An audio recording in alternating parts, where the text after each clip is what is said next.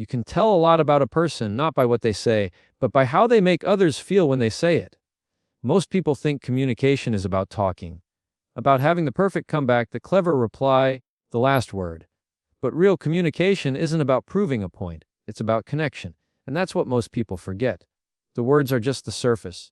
The truth of what you're saying, that lives in your tone, your timing, your presence. The first truth is this: your tone decides whether people listen or defend. You can be absolutely right and still lose the room because your tone built a wall before your words had a chance to build a bridge. Think about that. The way you deliver truth matters just as much as the truth itself. If your tone sounds like an attack, they'll armor up. If your tone sounds like understanding, they'll open up.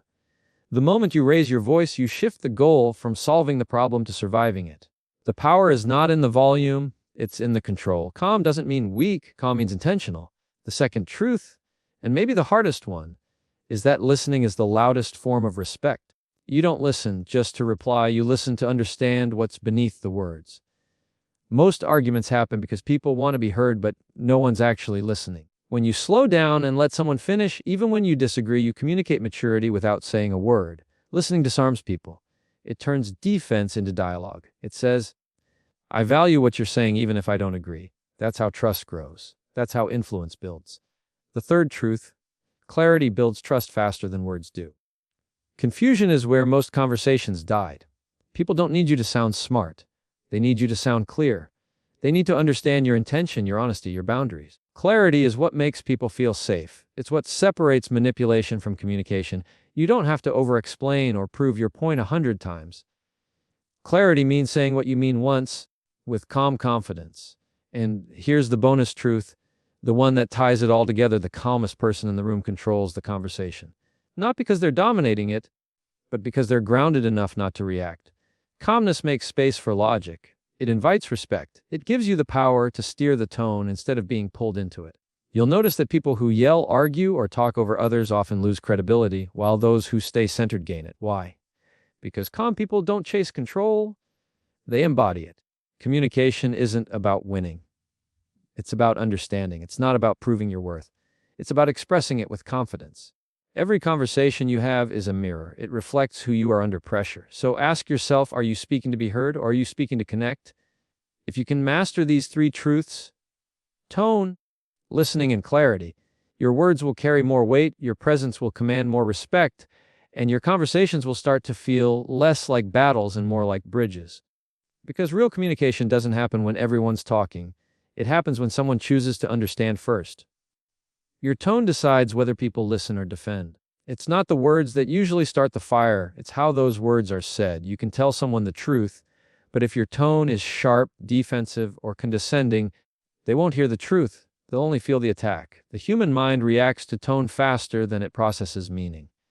When your voice feels like a threat, people stop listening and start protecting themselves. That's how most arguments begin, not because the message was wrong, but because the delivery made it impossible to receive. You can be absolutely right and still lose the moment if your tone turns truth into a weapon. Because here's the thing, people don't remember every word you say, but they never forget how your words made them feel. And your tone is the emotional fingerprint of your message. It tells people whether you came to connect or to control. It shows them whether you're there to understand or to win. And once they sense your tone is off, your logic no longer matters. They're no longer hearing your point. They're hearing your attitude.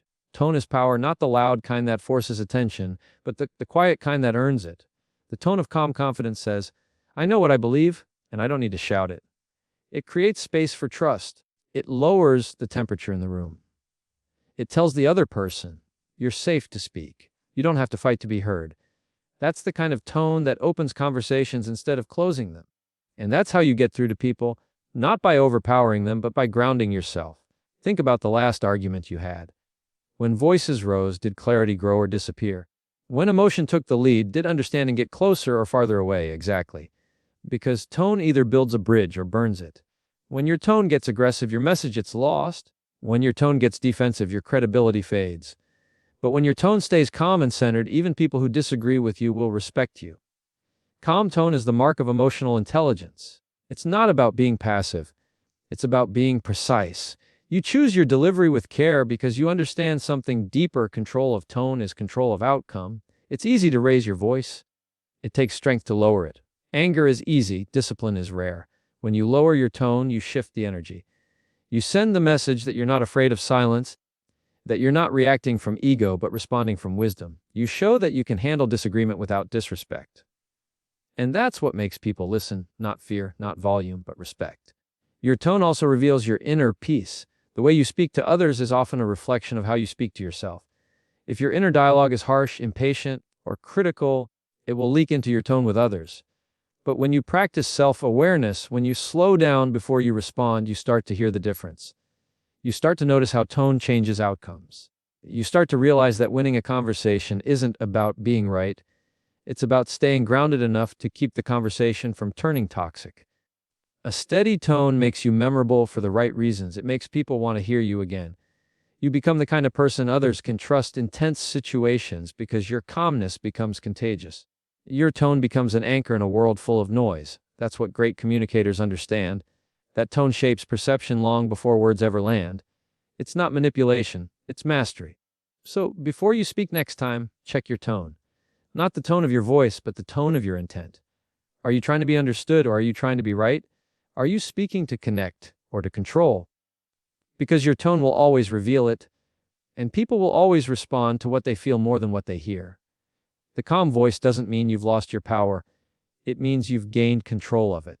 The truth is, the loudest voice rarely wins. The calmest one does. Listening is the loudest form of respect, because in a world where everyone wants to talk, the one who chooses to listen stands out. You don't need to agree with someone to make them feel heard.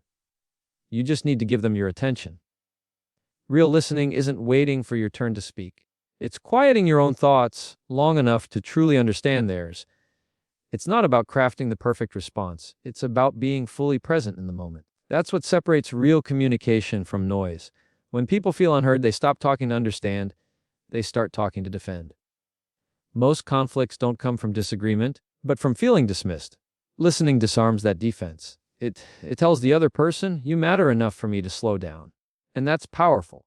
Because the moment you stop fighting to be understood and start trying to understand, everything changes.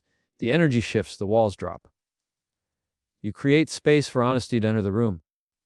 Listening doesn't make you weak.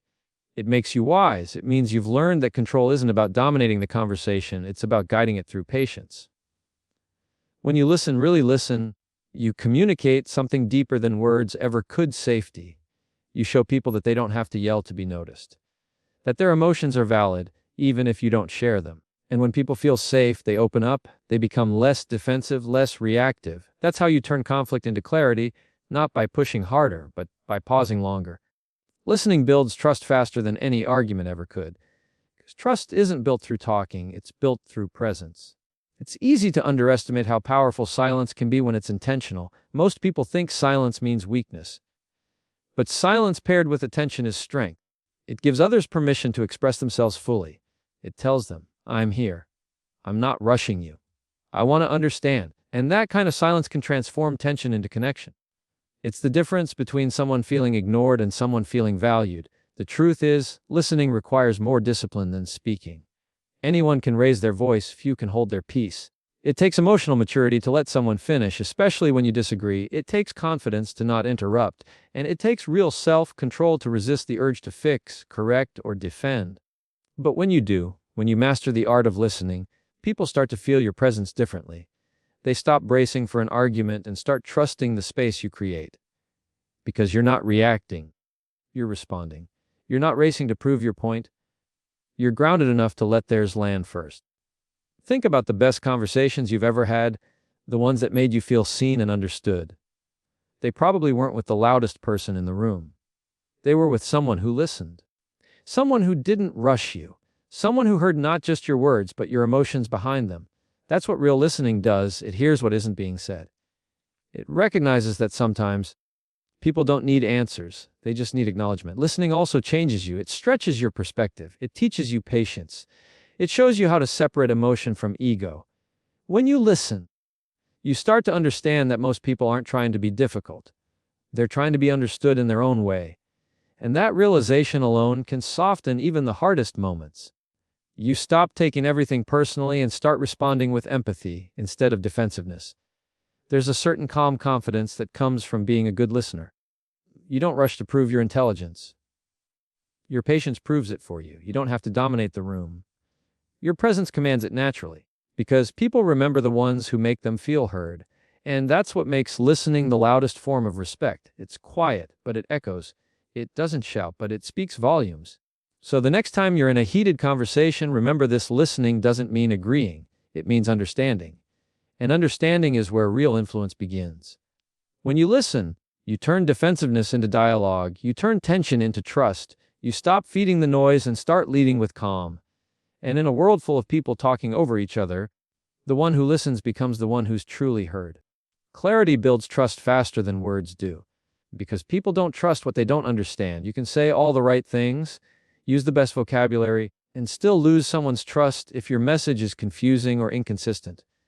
When your words lack clarity, people start to question your motives. They wonder what you're hiding, even when you're not hiding anything. But when you communicate with clarity, when your words align with your actions, people feel safe. They don't have to read between the lines or guess your intentions. They know exactly where you stand, and that kind of honesty builds connection faster than charm ever could. Clarity isn't about talking more, it's about saying what matters, simply and directly. Most misunderstandings happen not because people disagree, but because they assume. They fill in the gaps when you're not clear. They create stories around your silence. That's why clear communication isn't just a skill. It's an act of respect. It tells others, I value you enough to be understood. You don't leave them guessing. You don't make them decode your meaning. You make it easy for them to trust you. Because trust grows in transparency, not in confusion. When you speak with clarity, you don't have to prove your credibility. Your consistency does that for you. People start to rely on your words because they match your behavior. You don't say one thing today and another tomorrow. You don't sugarcoat. You don't manipulate. You tell the truth even when it's uncomfortable, and you do it in a way that's calm and grounded. That's how clarity earns respect, not by volume, but by integrity. People may not always like what you say, but they'll trust it. And in communication, trust is worth more than agreement. A lot of times, we overcomplicate things because we're afraid of how the truth will be received. We soften our words. We dance around what we mean. We over-explain. But that's when messages get lost. Clarity isn't cold. It's kind. Because being direct saves people from confusion, from guessing, from wasting emotional energy trying to figure you out. When you say what you mean and mean what you say, you make space for real understanding. You set boundaries without hostility. You communicate your needs without guilt. You let people know your expectations clearly, so they don't have to walk on eggshells. That's what healthy communication looks like. Honesty delivered with calm, not chaos. Clarity also reflects emotional maturity. It means you've learned to slow down before speaking. You've learned to think through your words, to remove unnecessary noise, and to express yourself without blame or drama. Because clarity isn't just about what you say, it's about how you say it. You can tell someone no without anger. You can express disappointment without attack. You can hold your ground without raising your voice. That's the strength of clarity. It keeps you centered even when the conversation gets heavy. People trust those who bring calm to chaos. And clarity is calm in word form. It takes the tension out of misunderstandings and replaces it with direction. Think about leaders, friends, or mentors you admire. Chances are they communicate with clarity. They don't speak to impress. They speak to connect. You leave the conversation knowing exactly what they meant, not wondering what they were implying. That's what makes their presence so grounding. You never have to question it. Clarity also protects relationships. It prevents resentment from building in the shadows of assumptions. When you're clear, you give others a chance to meet your truth instead of reacting to your frustration. You create conversations that move forward, not arguments that circle back, because confusion creates distance, but clarity closes that gap. It turns tension into teamwork, criticism into correction, and silence into solutions. The irony is, people often fear being too clear because they think it might hurt someone's feelings. But what actually hurts more is dishonesty disguised as kindness. Clarity delivered with empathy is never cruel. It's courageous, says, I care enough to be honest. And honesty, even when uncomfortable, is the seed of long-term trust. You can't build trust on half-truths. You can't build connection on confusion. You build it on the foundation of consistent, clear communication that people can rely on. So when you speak, make it simple, not vague. Make it true, not perfect. Choose clarity over cleverness. Because clarity doesn't just make you easier to understand, it makes you easier to trust. And the more people trust you, the more freely they'll open up, collaborate, and communicate with you. Words might attract attention, but clarity earns loyalty. It's what keeps people listening long after the words are gone. And in a world full of noise, being clear isn't just refreshing, it's powerful. The calmest person in the room controls the conversation. Because calm isn't weakness, it's control. It's the quiet confidence that doesn't need to shout to be heard. It's the ability to stay grounded when everyone else is losing their balance. When emotions rise, calm doesn't fight fire with fire, it brings water. And that's what gives it power. The person who stays calm holds the steering wheel, not because they're louder, but because they refuse to be pulled into chaos. They understand that the first person to lose their cool loses their credibility. When you're calm, you think clearer, you listen better, and you respond with intention instead of reaction. You don't take every comment personally. You don't let someone else's tone decide your mood. You learn that emotional control isn't about shutting down. It's about staying steady. Because anyone can talk, anyone can react, but very few can stay composed when things get tense. That's why calm stands out. It shows strength where others show ego. It makes people lean in, not walk away. The calmest person in the room doesn't need to win, they aim to understand. They know that real influence doesn't come from dominating the conversation. It comes from directing its energy. When everyone else is speaking from emotion, the calm voice becomes the anchor. People start listening to the one who isn't competing for attention. And that's the irony. When you stop trying to control others, you end up guiding the whole interaction. Because calm energy is contagious. It shifts the tone, it lowers the temperature, and it makes space for logic to return. Staying calm doesn't mean you don't feel anger or frustration. It means you've trained yourself not to let those emotions take the lead. You recognize that calm isn't natural. It's practiced. It's built in moments of self-awareness, through deep breaths, through restraint, through choosing peace over impulse. You realize that calm doesn't silence your power, it sharpens it. It helps you see what others miss, the real reason behind the noise, the fear behind the anger, the pain behind the words. And when you can see that, you stop reacting to the surface and start responding to the truth. There's a quiet kind of authority that comes with calm. It says, I don't need to prove myself here. And that's when you actually gain influence, not because you forced it, but because people naturally follow those who stay grounded. In arguments, in tough conversations, in leadership, calm earns more respect than any speech ever could. It's not about being emotionless, it's about mastering your emotions so they don't master you. Every conversation has a rhythm, and when you're calm, you set that rhythm. You decide when to speak, when to pause, and when to let silence do the work. You learn that silence isn't awkward, it's powerful, because in silence, people reveal themselves, they fill it with what's real. And the calm person listens, not to reply, but to understand. That's how they gain the upper hand without ever raising their voice. They lead the conversation by guiding it, not forcing it. Think about the last argument you saw spiral out of control. It wasn't the person with the best point who won. It was the one who stayed composed, because calm disarms defensiveness. It keeps your message clear when emotions blur everything else. And when you stay calm long enough, others begin to match your energy. The conversation starts to settle. The storm starts to pass. That's influence. That's leadership. So when things heat up, remind yourself, the calmest person controls the room. Not the loudest, not the smartest, the calmest. Because calm is clarity, calm is control, calm is what turns conflict into understanding. And if you can stay calm in the chaos, you've already won, not over the other person, but over yourself. And maybe that's the real power in communication, not to dominate, not to convince, but to remain unshaken. To walk away knowing you kept your peace, your integrity, and your voice intact. Because words can move people, but calm transforms them. It leaves a lasting impression that noise never can. So the next time a conversation starts to burn, don't add fuel, bring calm. Because the calmest person in the room doesn't just end the argument, they change it. And that's how real communicators lead, not by volume, but by presence.